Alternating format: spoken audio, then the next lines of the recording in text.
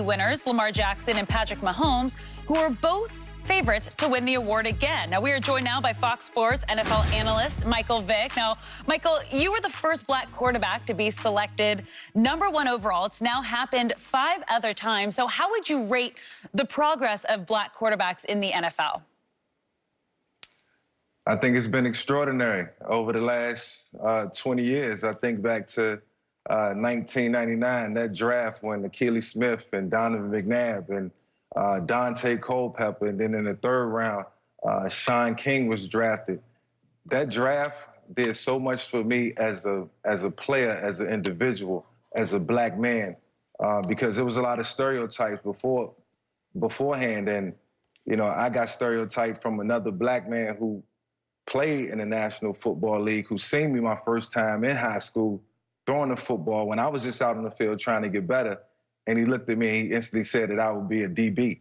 And, it hurt me deeply inside, but it also motivated me. But that draft that gave me a sense of hope and pushed me to work harder. And I felt like the game was trending, the quarterback position was trending in a different direction.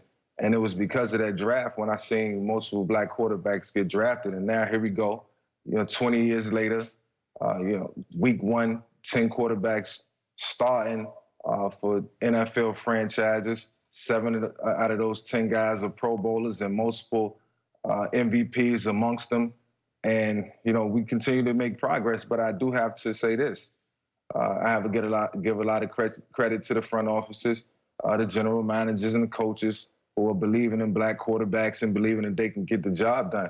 Those coaches are taking advantage of the talents that we possess and making this generation better than the generation before us. We was guys who was, products of our system, myself and Donovan and Steve McNair. But it was cool. It was all good. We had to pave the way.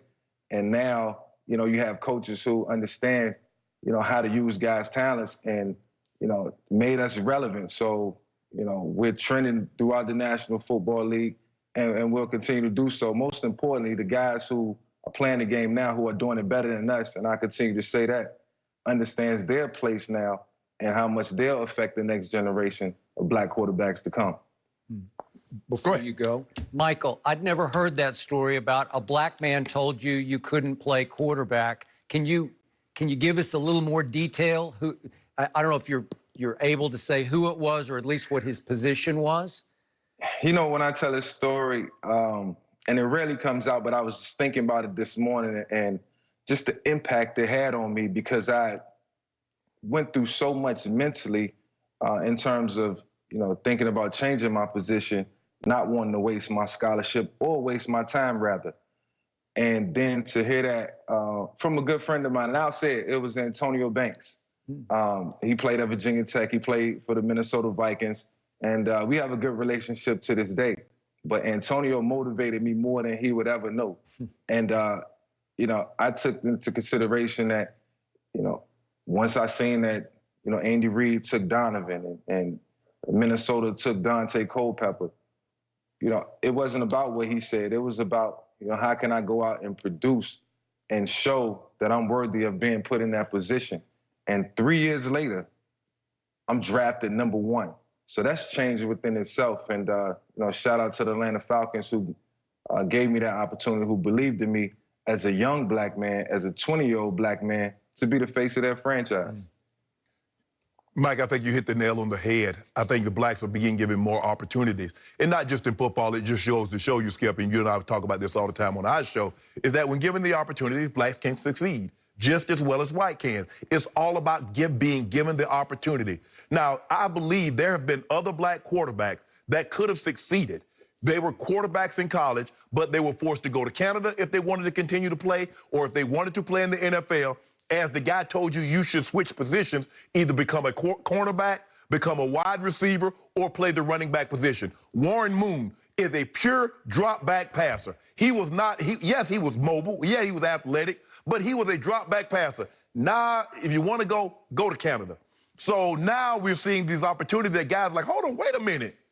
These guys have been quarterbacks their whole life. They've never played wide receiver. They've never been a defensive back. Right. They've been a quarterback. Let's give them an opportunity. Lamar Jackson's mom said, my son is a quarterback. He is not switching positions.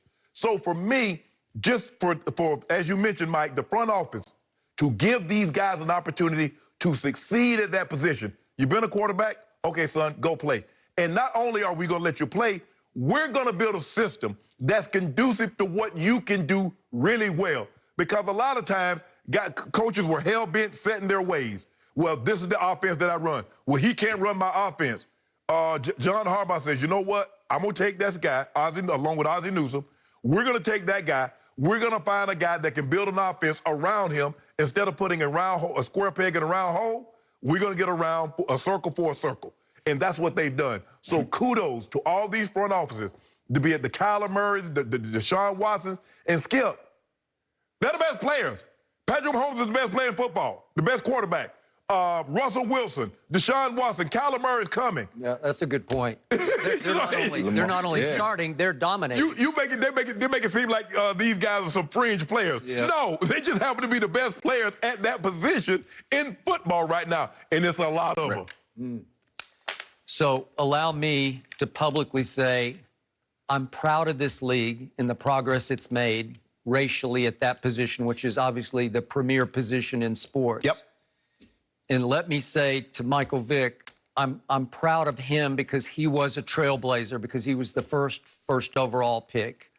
And that opened another huge door for those who came pretty soon. Jamarcus Russell, who obviously didn't work out, but he was the next one. And Cam worked out, and Jameis, I think, is working out, and Kyler is definitely working out. So Michael opened a big door, and I appreciate that, because there's a lot of pressure that goes with that. Absolutely. That's a tough one. Yep. Let me also say that, weirdly, I fell into the forefront of all this when I came out of college, and I wound up out here in Los Angeles at the LA Times. I'm going to remind everybody, it was starting then, because I started covering the LA Rams in the mid-1970s, and guess what? Guess what? They had a black quarterback named James Harrison. He was the starting quarterback. Shaq. He's your guy. Shaq. And he was doing it, and he was under extreme heat here in L.A., but he stood up to it. He was really good. He was as pure a thrower of the football as you will ever see at about 6'4". He was pure drop back. He had no cam in him at all. Right. Okay, and I'm also covering some USC games, and Vince Evans is the starting quarterback for the Trojans and was the MVP of the Rose Bowl in like '77 and got drafted by the Bears and became their starting quarterback. So that was pretty good. Right. And then I went up to Washington, covered a Washington State game, and there was a quarterback for Washington named Warren Moon, who should have been a high pick. You could just see it. He could operate, man. And they forced him to go to Canada. And then I've told you the story. I also got sent to Grambling, Louisiana.